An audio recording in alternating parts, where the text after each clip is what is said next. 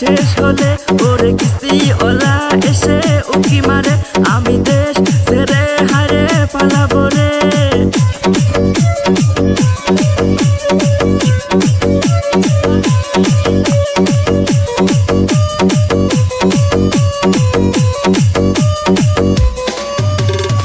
ছেলে মেয়ের খরচ চালাবো কেমনে বউ তো বলছে নিতে তেল সোনা পাউডার রে